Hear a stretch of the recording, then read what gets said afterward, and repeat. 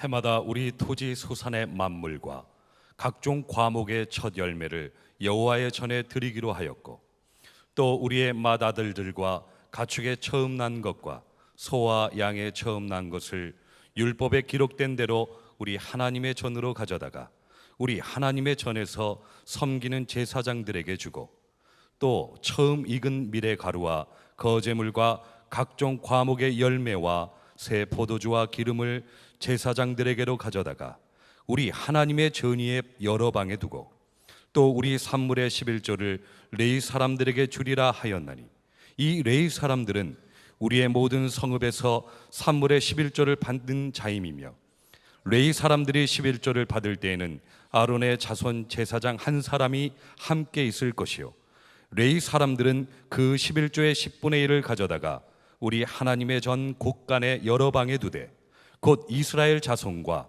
레위 자손이 거제로 드린 곡식과 새 포도주와 기름을 가져다가 성소의 그릇들을 두는 골방, 곧 섬기는 제사장들과 문지기들과 노래하는 자들이 있는 골방에 둘 것이라. 그리하여 우리가 우리 하나님의 전을 버려두지 아니하리라. 맥주감사주의를 지키는 여러분 모두에게 하나님께서 크게 복 주시기를 축복합니다. 저는 맥주감사주의를 지키는 일을 아주 중요하게 생각합니다. 저는 어떤 분들이 그게 목사님이 참 특별한 것이에요 라는 말씀을 하실 때 오히려 제가 이상하게 생각이 들었습니다. 목사님은 어떻게 이렇게 맥주감사주의를 아주 중요하게 생각하고 강조하시나요? 성경이 그렇게 쓰여져 있으니까 그렇죠. 혹시 여러분들 중에도 그런 궁금함이 있으셨습니까? 왜 유기성 목사는 그렇게 맥주감사주의를 강조할까? 성경에 그렇게 쓰여져 있으니까. 하나님께서 정말 유난히 이 첫 것을 하나님께 드리는 첫 열매 감사, 맥주 감사에 대해서 대단히 많이 말씀하고 계십니다. 잠언 3장 9절에 보면 내 재물과 내 소산물의 처음 익은 열매로 여호와를 공경하라. 출애굽기 13장 2절, 레위기 27장 26절에는 같은 말씀을 하고 있는데, 사람이나 짐승이나 물어나고 초태생은 거룩이 구별하여 내게 돌리라. 이는 내 것이니라. 출애굽기 23장 16절, 19절, 신명기 16장 19절에 보면 너희 토지에서 처음 익은 열매의 첫 것을 가져다가 너희 하나님 여호와의 전에 드릴지니라. 아멘. 여러분, 하나님을 믿는 사람은 하나님의 말씀하신 것을 그대로 지키는 사람이죠.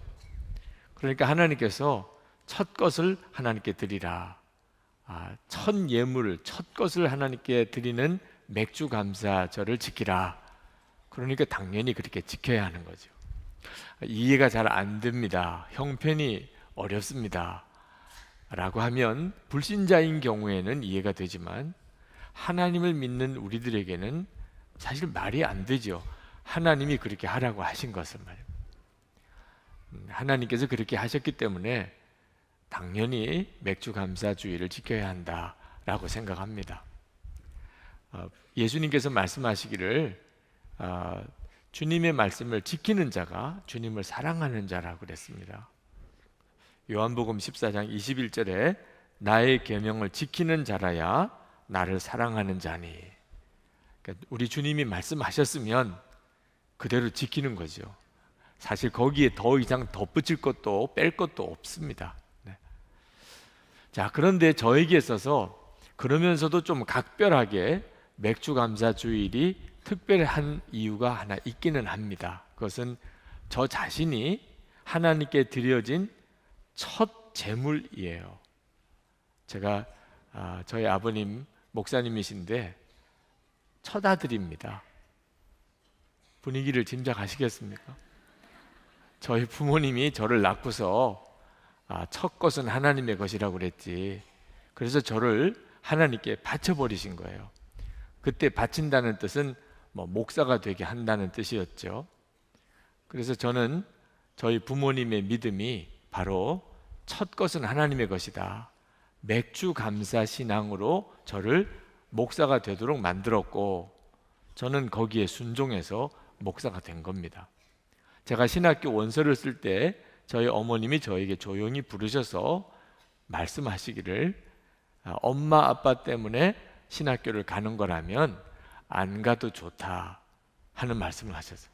저희 어머님 생각하기에는 제가 일반 대학에 가면 좀 더 행복하게 살 것 같은 생각을 순간 하셨던 모양입니다. 목회의 길이 워낙 어려우시니까 제가 신학교에서 목사가 되는 길을 간다는 것이 당신의 마음에는 아무래도 마음에 좀 짐스러우셨던 것 같아요. 그래서 안 가도 좋다는 말씀을 비치시더라고요. 왜 그때 이야기 하시느냐 몰라.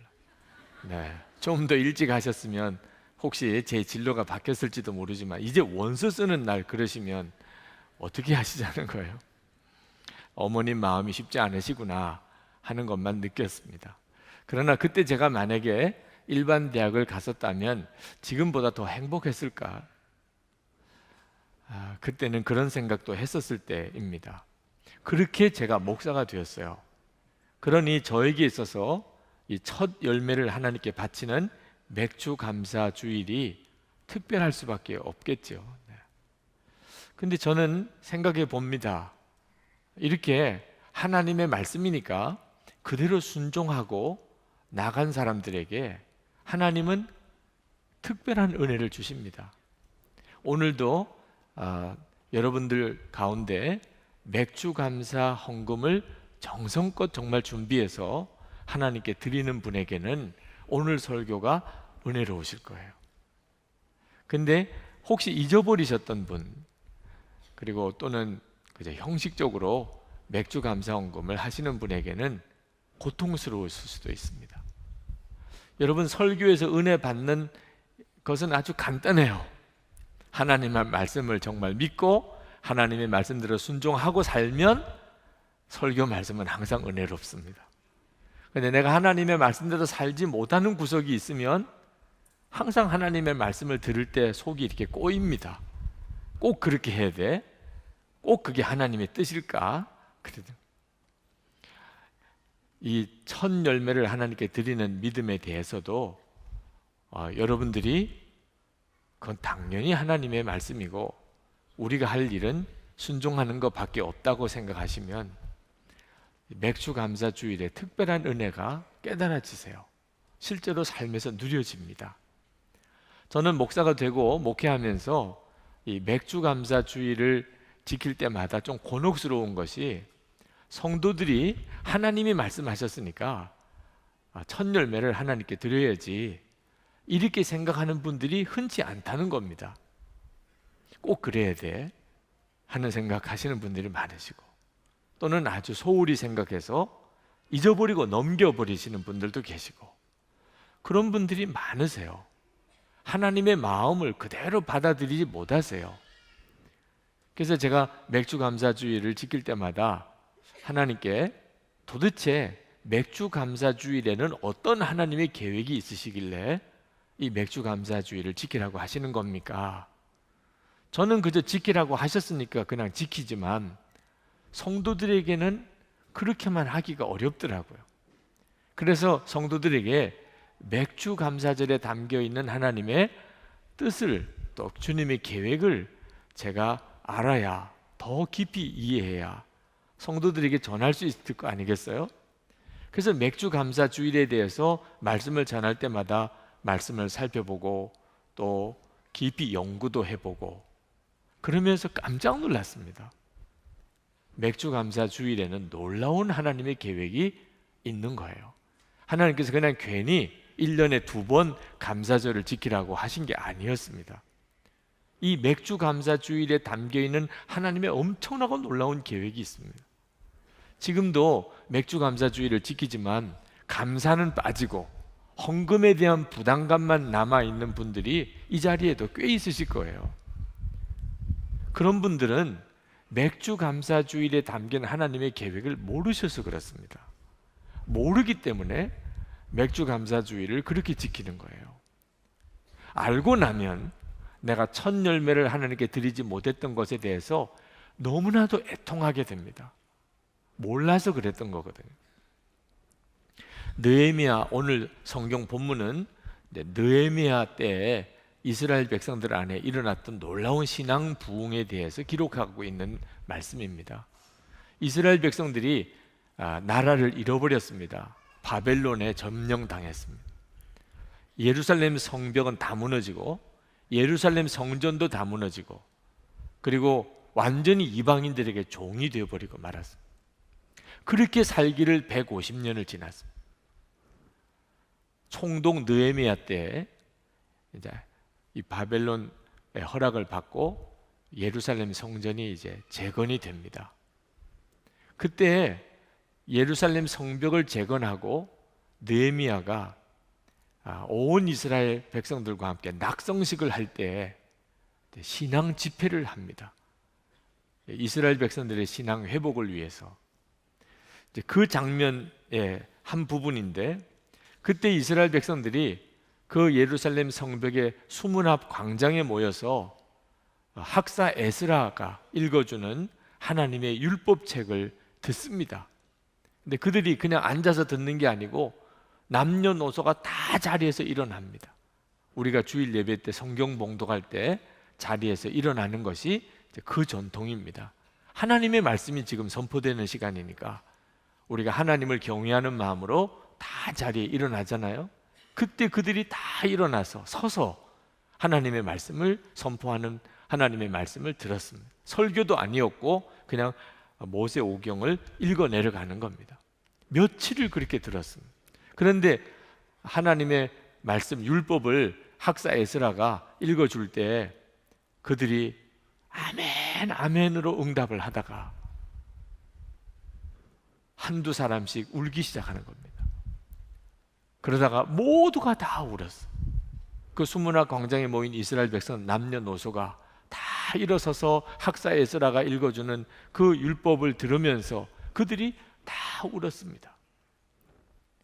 느헤미야 8장 9절에 백성이 율법의 말씀을 듣고 다 우는지라.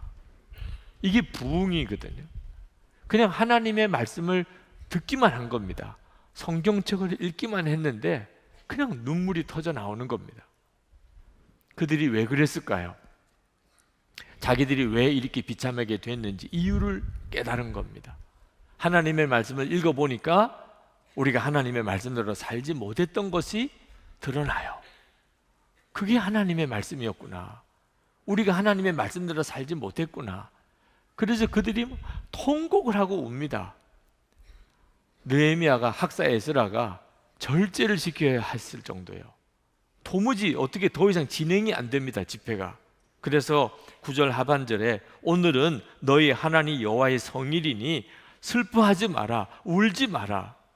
10절에 가서는 느헤미야가 또 이르기를 너희는 가서 살진 것을 먹고 단 것을 마시되 예비치 못한 자에게는 너희가 나누어 주라. 이날은 우리 주의 성일이니 근심하지 말라. 여호와의 기뻐하는 것이 너희의 힘이니라. 그렇게 해야 할 정도였다는 거예요. 그 이스라엘 백성들의 마음의 애통함이 그렇게 심했다는 겁니다. 그런데 그 다음 날 그렇게 절제를 시켰는데도 그 다음 날 그들이 다시 모였는데 분위기가 예사롭지 않습니다. 느헤미야 9장 1절 2절에 보면 이스라엘 자손이 다 모여 금식하며 굵은 배를 입고 티끌을 무릅쓰며 모든 이방 사람과 절교하고 서서 자기의 죄와 열조의 허물을 자복하고, 아주 통곡 자복 회개가 터진 거죠. 4절에 보면 레위 사람들이 그 단 위로 올라갑니다. 대 올라가서 큰 소리로 그 하나님 여호와께 부르짖고 소리를 지릅니다. 기도할 때 소리를 지르는 것이 그냥 되는 일이 아닙니다. 이런 역사가 일어났어요. 그들이 왜 이렇게 비참하게 사는 것인지를 깨달았기 때문에, 자기들이 하나님의 말씀을 어디서 모르고 있었고 어떤 말씀을 어기고 살았는지를 깨달았기 때문이에요. 그래서 그 이스라엘 백성들이 하나님 앞에서 결단을 합니다. 이제부터는 하나님의 말씀대로 살겠습니다. 이제는 철저히 하나님의 말씀대로 우리가 행하겠습니다. 그렇게 결단을 하고 그것을 다 문서로 작성하고 이스라엘 백성들이 거기다가 사인을 합니다. 그런데 그 이스라엘 백성들이 이제부터는 하나님의 말씀대로 살겠다고 결단한 내용 중에 오늘 우리가 주목해 볼 내용이 있는 겁니다. 첫 것을 하나님께 바치겠다. 그리고 10의 1조를 하나님께 드리겠다. 이 결단을 거기 하고 있습니다. 35절부터 37절까지 말씀에 나옵니다. 해마다 우리 토지 소산의 만물과 각종 과목의 첫 열매를 여호와의 전에 드리기로 하였고, 또 우리의 맏아들들과 생축에 처음 난 것과 우양에 처음 난 것을 율법에 기록된 대로 우리 하나님 전으로 가져다가 우리 하나님의 전에서 섬기는 제사장들에게 주고, 또 처음 익은 밀의 가루와 거제물과 각종 과목의 열매와 새 포도주와 기름을 제사장들에게로 가져다가 우리 하나님의 전 골방에 두고, 또 우리 물산의 11조를 레위 사람들에게 주리라. 그들이 하나님 앞에 이제는 하나님의 말씀대로 살겠다고 결단한 내용 중에 첫 열매를 드리는 것과 11조 드리는 내용이 들어갑니다. 왜 그랬을까요? 그것 때문에 우리가 이렇게 비참하게 된 것을 알았기 때문에. 첫 열매 드리는 것에 대해서 이스라엘 백성들이 너무나 소홀히 생각하고 드리지 않았습니다. 11조 생활 제대로 하지 않았습니다. 근데 그게 심각한 죄라는 걸 깨달았어요. 무슨 죄지요? 하나님의 성전을 버린 죄예요. 하나님의 성전. 하나님의 성전 사역이 이루어지려면 성도들의 첫 열매와 11조가 있어야 하나님의 성전에 있는 레위인들이 그 사역을 하게 됩니다. 성전에 필요한 모든 예산의 충당이 이스라엘 백성들의 첫 열매 감사와 11조로 되어집니다. 근데 그걸 안 했어요. 성전 일이 제대로 되지를 않습니다. 하나님의 말씀을 가르치는 사람들이 다 뿔뿔이 먹고 살려고 떠나버리게 됩니다. 나중에 이스라엘 백성들이 하나님의 말씀을 모르게 돼요. 죄를 지어도 죄를 지은 건지도 몰라요. 결국은 바벨론에 완전히 무너지게 됩니다. 우리가 하나님의 성전을 버렸구나. 바벨론 사람들이 여호와의 성전을 무너뜨린 게 아니고 우리들이 하나님의 성전을 버린 거구나. 그래서 그들이 하나님 앞에 결단하기를 첫 열매와 11조를 드리겠다고 하면서 39절에 우리가 우리 하나님의 전을 버리지 아니하리라 하고 선포하는 겁니다. 하나님, 이제부터는 우리가 하나님의 전을 버리지 않겠습니다. 그 말이 첫 열매와 11조를 하나님께 바치겠다는 거죠. 자, 하나님께서 첫 열매를 하나님께 바치라고 이렇게까지 강조하시는 이유가 있습니다. 그것은 우리의 삶 전체가 하나님의 것이라고 하는 믿음의 고백이라는 거예요. 첫 열매를 하나님께 드릴 줄 아는 믿음이 있어야 우리의 삶의 모든 것이 다 하나님의 것이라고 고백하는 겁니다. 여러분, 첫 것은 나머지 모든 것을 상징하는 겁니다. 그래서 바치라는 거예요. 첫 것은 나머지들은 너희들이 알아서 쓰되 첫 번째 것은 하나님께 바치라. 다 하나님의 것이라는 고백으로. 그러나 하나님이 다 바치라고는 안 했습니다. 첫 번째 것만은 하나님께 바치라. 그러므로 첫 번째 것을 하나님께 바치지 않는 사람은 하나님의 것이라는 고백을 안 하는 사람이에요. 하나님을 안 믿는 사람이라는 뜻이죠. 10의 1조도 똑같습니다. 첫 열매와 11조가 영적으로는 똑같은 의미가 있어요. 내게 주신 것 중에 열의 하나는 하나님께 바치라. 왜? 모든 것이 하나님의 것이라는 고백이라는. 열의 9은 내가 가지고 내 필요에 따라 써도 좋지만 첫 번째 열의 하나는 하나님께 바치라. 10의 1조의 생활하지 않으면 사실은 하나님께 내 믿음 고백을 안 하는 것입니다. 그래서 하나님이 첫 열매와 11조를 그렇게 강조하시는 거죠. 가나안 땅에 들어가서 농사를 짓고 얻은 첫 열매를 하나님께서 어떻게 보시느냐? 이제부터 가나안 땅에서 새로운 역사의 시작이라고 보시는 거예요.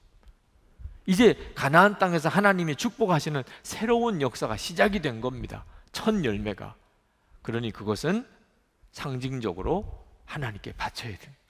그걸 먹으면 안 된단 말입니다. 그러면 그 나머지 주시는 축복을 다 잃어버리게 된다. 하나님께서 이 첫 열매 감사와 11조를 중요하게 보시는 이유는 믿음이 없으면 못하는 것이고 사랑이 없으면 안 하게 되는 것이기 때문에, 하나님을 믿는다고 하지만 진짜 하나님을 믿는지, 정말 하나님을 사랑하는지는 첫 열매 감사와 11조를 보면 안다는 겁니다. 왜? 어려운 일이기 때문에. 첫 열매 드리는 일은 어렵습니다. 11조도 그렇고요. 그러나 믿음이 분명하면 할 수 있어요. 첫 열매는 하나님의 것이다, 분명하게 의식하고 있는 사람은 첫 열매가 맺어지면 먼저 하나님께 드립니다. 그런데 첫 열매가 하나님의 것이라는 의식이 없는 사람은 첫 열매가 맺을 때 그냥 따서 먹어버립니다. 아무 의식이 없었으니까. 그러니 열매가 처음 맺어지니 열매가 맺었네? 맛있겠네? 그리고 먹어버린. 믿음도 없었지요. 의식도 없었어요. 나중에 가서 깨달았어요. 첫 것은 하나님의 것이지. 벌써 첫 것을 다 먹어버렸어요. 그러니 하나님을 제대로 온전히 믿는 겁니까? 이스라엘 백성들이 가나안 땅에 들어가서 40년 광야 생활을 끝내고 이제 가나안 땅 들어가서 농사를 짓고 처음 열매를 거두었을 때 그들이 얼마나 황홀했겠어요. 자기들 손으로 농사 지어서 열매 맺어본 경험이 없습니다. 여호수아와 갈렙 외에는 애굽에서 농사 지어본 경험을 해본 사람이 살아남아 있지 않아요. 다 광야에서 처음 태어난 사람들입니다. 농사를 지어본 적이 없어요. 가나안 땅에서 이제 처음 농사를 지었습니다. 열매가 얼마나 먹고 싶었겠어요. 맛이 어떤지 얼마나 궁금했겠어요. 40년 동안 만나만 먹었습니다. 하나님께서 어음이 먹으면 안 된다. 가나안 땅 들어가기 전에 하나님이 아예 침을 놓고 아주 도장을 찍었어요. 절대 들어가서 가나안 땅에서 농사 짓고 처음 열매 거두어지면 먹으면 안 돼. 먹으면 안 돼. 첫 열매는 내 거야. 첫 것은 내게 바쳐야 돼.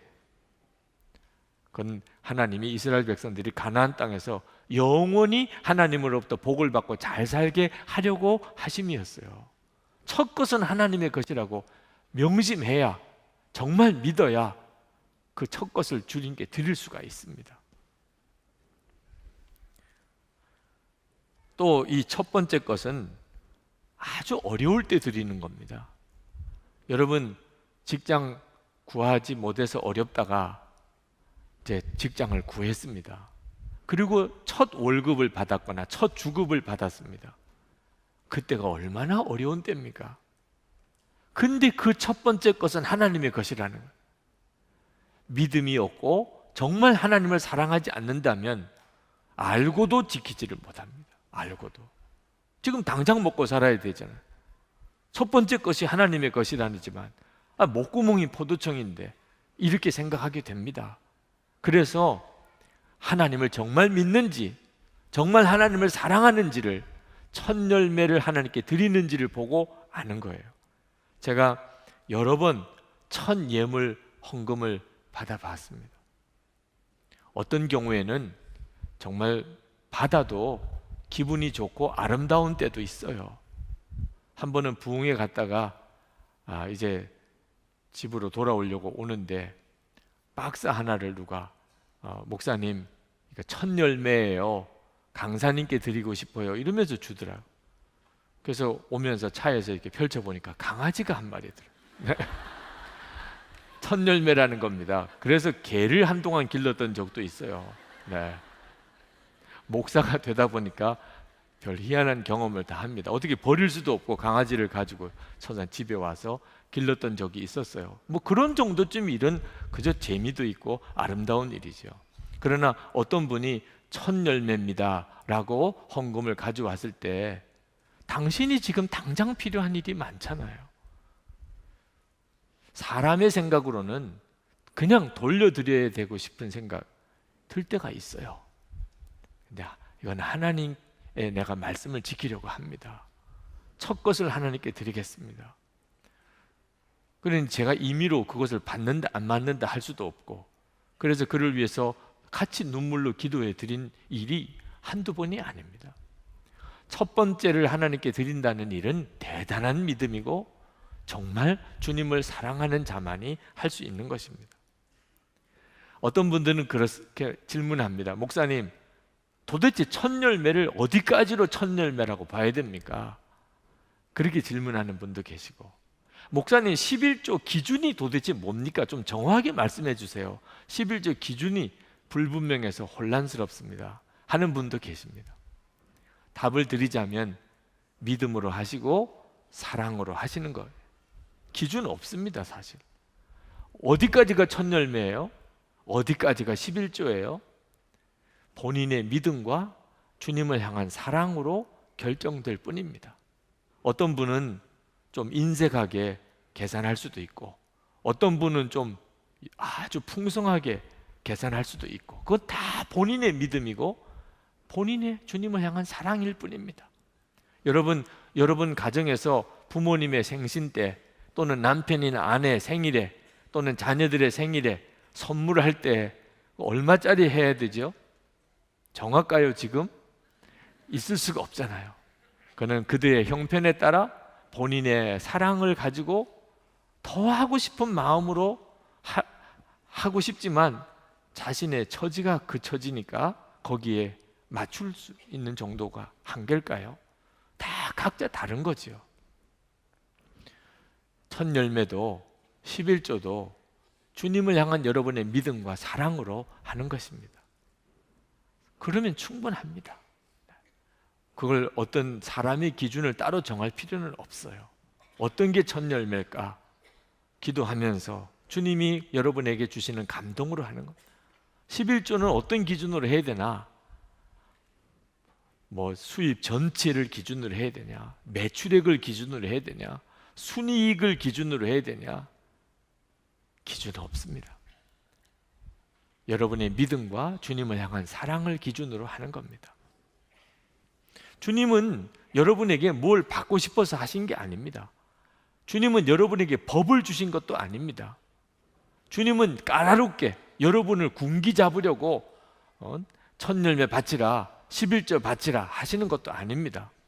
오직 여러분의 믿음과 사랑을 받으시고 싶으신 것이고, 그것으로 여러분에게 복을 주시려고 하십니다. 잠언 3장 9절 10절에 보면 내 재물과 내 소산물의 처음 익은 열매로 여호와를 공경하라. 그리하면 내 창고가 가득히 차고 내 즙틀에 새 포도즙이 넘치리라. 하나님의 의도는 우리들에게 복을 넘치게 주시고 싶으신 것이지, 우리에게 까다롭게 우리에게 무슨 세금 거두듯이 하려고 하심이 아니라는 겁니다. 우리가 정말 믿음으로 사랑으로 첫 열매는 하나님의 것이라고 고백하고 11조를 온전히 드리면 하나님은 우리에게 주시고 싶은 게 더 많다는 겁니다. 그 사실을 여러분이 믿으셔야 돼요. 그게 하나님을 믿는 겁니다.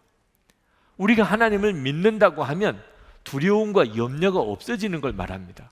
그게 믿는 거죠.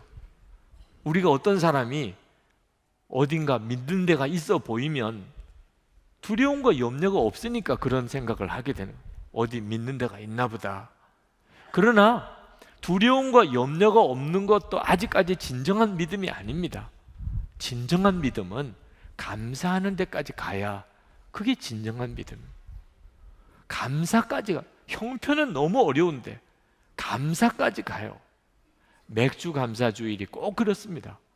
맥주 감사주일, 제가 어릴 때 늘 제 머릿속에는 아주 어려운 감사절이었습니다. 추수감사절 때와 비교가 안 되게 힘들었어요. 저희 부모님도 맥주 감사주일 헌금을 마련하실 때는 상당히 고민을 많이 하시는 것을 어릴 때도 보았습니다. 그래서 맥주 감사주일이 더 중요한 겁니다. 어려운 때니까 그런 거예요. 진짜 믿음과 사랑이 없으면 할 수가 없는 거예요. 그런데 이 맥주 감사주일을 제대로 지킨 사람들에게 하나님께서 모든 것을 책임져 주십니다. 우리 교회가 2006년 예배당 완전히 완공을 했습니다. 그런데 2006년 10월에 교회 부도 위기가 왔어요. 교우들의 헌금과 그리고 건축비 다 통틀어도 10월쯤에서는 이자를 내기가 어려운 거예요. 야, 이제는 예배당 부채 문제로 부도가 오는구나. 그때 스트레스가 얼마나 컸는지 제 쇼크가 올 정도였습니다.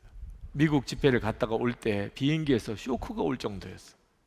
그런데 그때 하나님께서 제게 확신을 함께 주셨습니다. 이 고비를 넘길 것이다. 하나님이 이 고비를 넘겨주실 것이다. 이 믿음은 정말 신비한 겁니다. 믿어지는데 어떻게 해요? 믿어지는데. 그래서 빨리 돌아오고 싶은 생각이 들었을 정도. 그러나 어떻게 해결이 될지 도무지 방안이 저에게는 보이지가 않았습니다. 그때 우리 교우 중에 두 분이 특별한 11조를 하셨습니다. 이 자리에도 계십니다.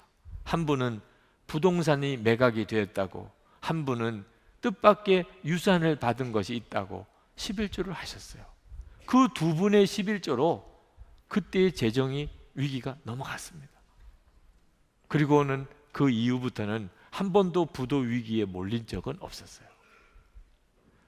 건축헌금 때문에 건축 위기 넘어간 거 아니었어요.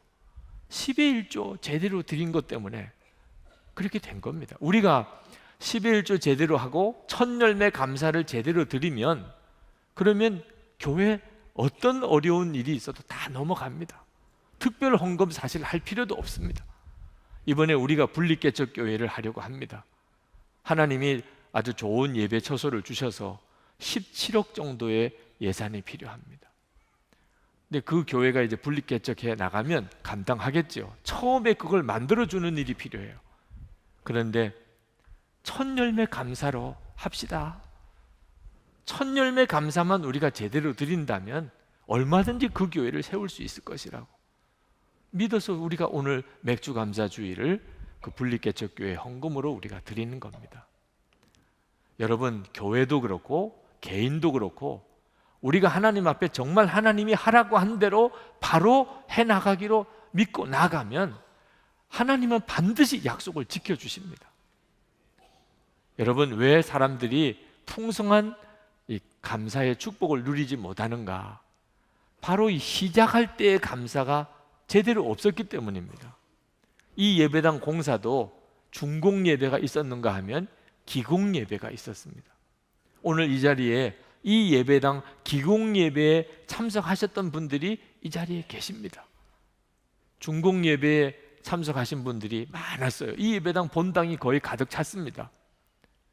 그러나 그분들은 상당수 많은 분들이 구경하러 오신 분이고 그저 한번 보러 오셨고 초청받아 오셨고, 그 준공 예배에 거창했습니다. 그러나 기공 예배는 사진 몇 장 남아있는 정도. 초라했어요. 그저 모래 무더기에 삽자로 꽂혀져 있는 정도의 분위기입니다. 그때는 이 예배당 건물도 없었어요. 어려운 이제 고비만 남아 있습니다. 그 기공 예배에 참여한 분들, 그 예배도 하나님께 드리는 감사 예배였어요. 그 기공 예배에 참여하셨던 분들이 느끼는 느낌은 다릅니다. 준공 예배만 참석한 사람하고 이미 다 지어진 예배당에 와서 예배 드리는 거하고 전혀 다릅니다. 하나님이 보실 때는 기공 예배에 참여한 자의 그 공을 하나님이 결코 외면하지 않으십니다. 맥주 감사 주일은 시작과 관련된 감사입니다. 감사가 시작을 감사로 하는 거죠.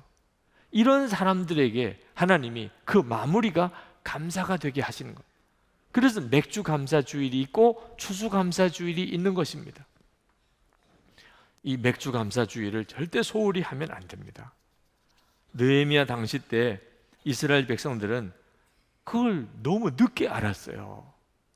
자기들이 첫 열매를 하나님께 드리지 않았고 또 11조를 주님께 드리지 않으니 하나님의 성전이 완전히 마비가 되어버리고 자기들이 하나님의 성전을 버린 게 되어버렸어요. 결국은 이스라엘이 다 무너져 버리고 말았습니다. 깨닫고 난 다음에 눈물로 회개하고 하나님, 이제는 우리가 제대로 첫 열매를 바치고 11조를 바치겠습니다. 여러분들도 늦게 깨달으시면 정말 후회 막급하게 됩니다. 아직까지 첫 열매 감사가 어떻게 중요한지를 잘 몰랐던 분들이 있으시다면 이번에 바로 깨닫으시게 되기를 바랍니다.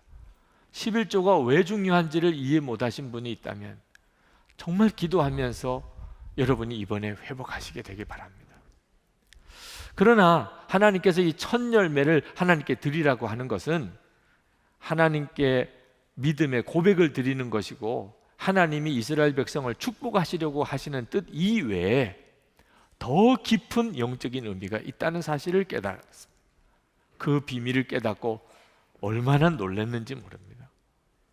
맥주 감사 주의를 제대로 지키려고 하나님의 뜻을 구하고 또 구하고 찾다가 보니 하나님이 이 맥주 감사 주일에 엄청난 하나님의 계획을 두셨다는 사실을 알게 된 겁니다. 여러분, 하나님께서 왜 그렇게 첫 열매 하셨을까요? 이스라엘 백성들이 하나님 뜻대로 살아보려고 하는 사람들은 첫 열매는 잊을 수가 없어요. 하나님이 워낙 강조하셨으니까. 첫 것은 하나님의 것이다. 첫 것은 하나님께 드려야 된다. 맥주절을 지켜야 된다. 왜 그렇게 하셨을까요? 예수님 때문이십니다. 우리에게 예수님이 어떤 분인지를 분명하게 알게 하시려고, 예수님과 우리가 온전히 연합되게 하시려고 하신 거예요.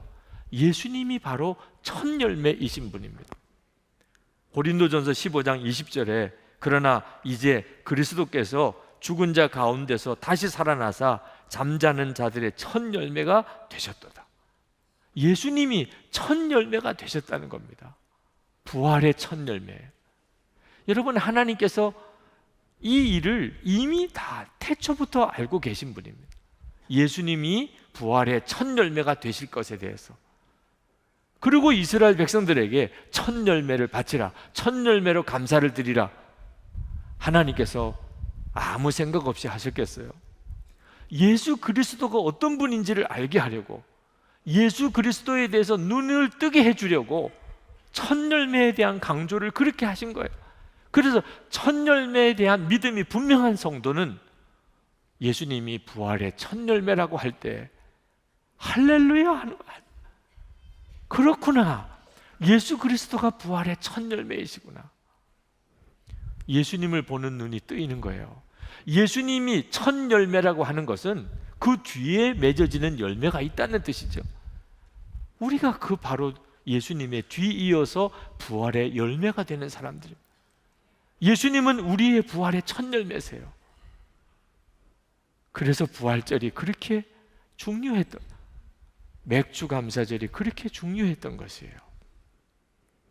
이것을 깨닫게 하실 분이 성령님이십니다. 그런데 이 성령님이 언제 우리에게 임했습니까? 역시 맥주절이에요. 맥주절의 마지막 절기가 오순절입니다.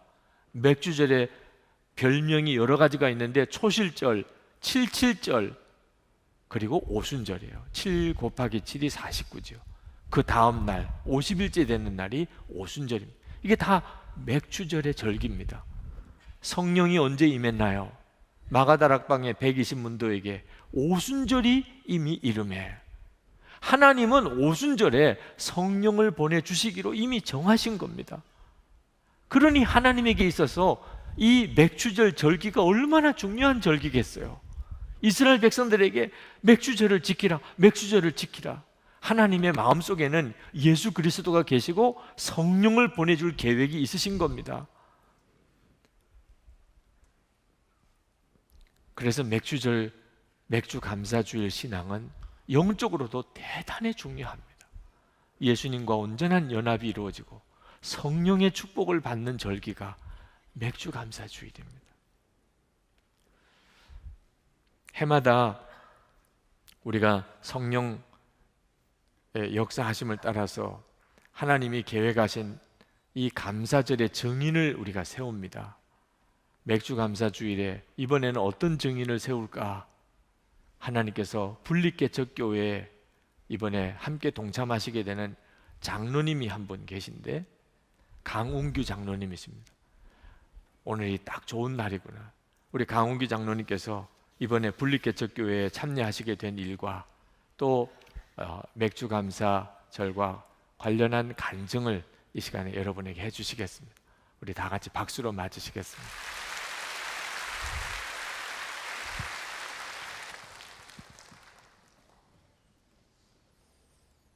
저는 작년 말에 24년 동안 다니던 직장을 내려놓고 주님께서 허락하신 새로운 직장에서 제2의 인생을 살고 있습니다.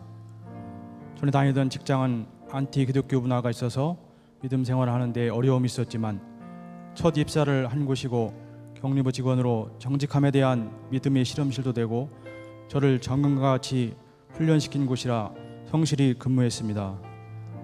IMF 때도 호황을 누리던 회사가 2000년대 들어서면서 전자산업이 아날로그에서 디지털 시대의 변화에 대응하지 못하여 회사는 경영 악화로 이어지고 구조조정 등으로 마음도 어려워져 그만두고 싶었으나 주님의 그만두라는 사인이 없어 계속 다니고 있었습니다. 섬기던 교회에서는 예배를 드릴 수 없게 되어 섬길 교회를 찾던 중 2004년 6월 금요철야를 선한목자교회에서 처음 예배를 드렸습니다. 그때 유기성 목사님을 통해서 주신 말씀은 지금 상황이 어떠해도 일을 하고 있다면 그것으로 감사하라고 하셨습니다. 오랫동안 그만두고 싶다고 기도하던 회사였는데 일을 하는 것만으로도 감사해야 한다면 그것은 제가 피해야 할 곳이 아니라 기도로 섬겨야 하는 곳임을 알게 하셨습니다. 그렇게 응답을 받고 회사는 계속 다니게 되었고 기도 응답을 주신 곳이라 교회도 이곳으로 오게 되었습니다.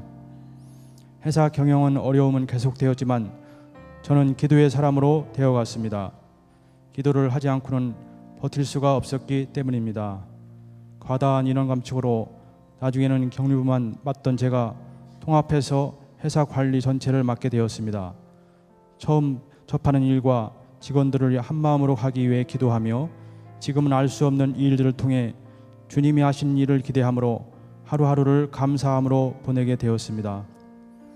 2012년 말 구조조정이 다시 시작되어 구조조정 책임자로 이 일을 감당해야 하는데 직원들이 사정이 가슴에 들어왔습니다. 아내가 투병 중인 직원, 한참 공부 중인 자녀를 뒷바라지하는 직원 등등 어느 누구 하나 그만두게 할 수가 없는 처지인데 그들을 그만두게 하는 것은 저에게는 큰 고통이었습니다.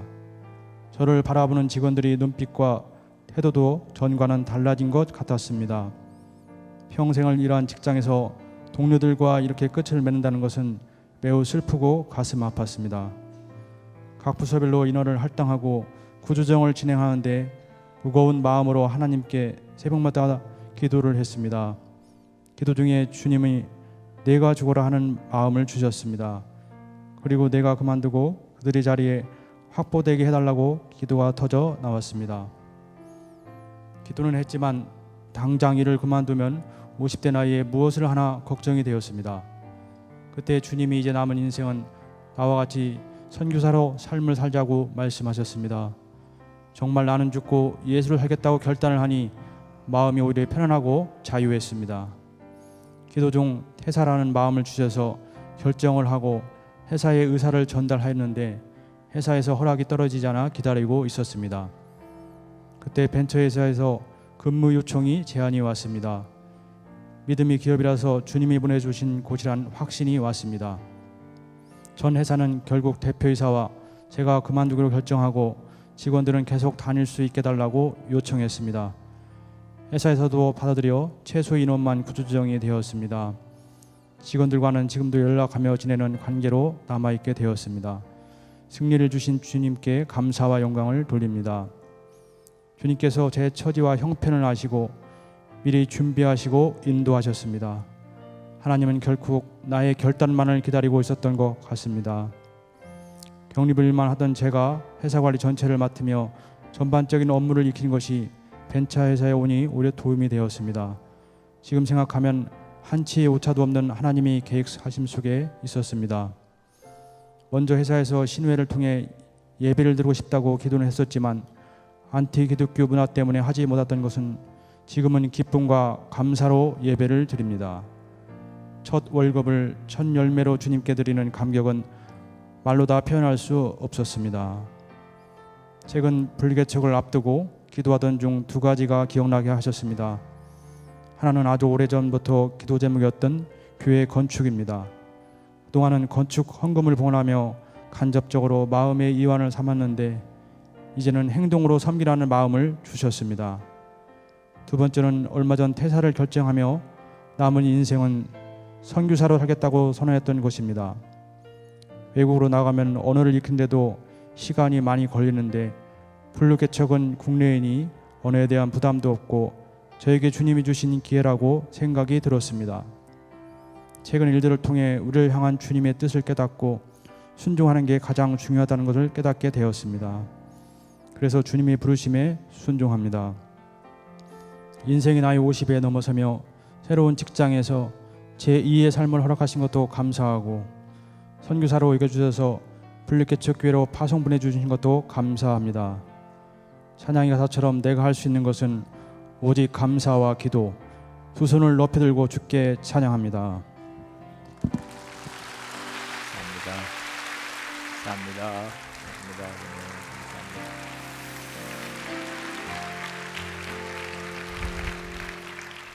맥주감사 주일마다 7월 첫 주일이라 성찬을 합니다. 성찬은 예수님과 온전히 하나가 되는 아주 축복의 시간이지요. 그런데 요한계시록 22장 13절에 보면 예수 그리스도는 알파요 오메가, 처음이요 나중이라, 시작과 마침이라고 하셨습니다. 여러분, 예수님과 온전히 하나 된다는 것은 시작부터 끝까지가 한결같다는 것입니다. 여러분의 삶이 감사로 끝나기를 원하십니까? 그러면 시작도 감사여야 하는 것입니다.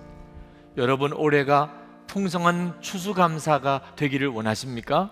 그러면 믿음의 맥주감사가 있어야 하는 것입니다. 오늘 이 시간에 성찬을 받으면서 우리가 하나님께 간절히 기도하십시다.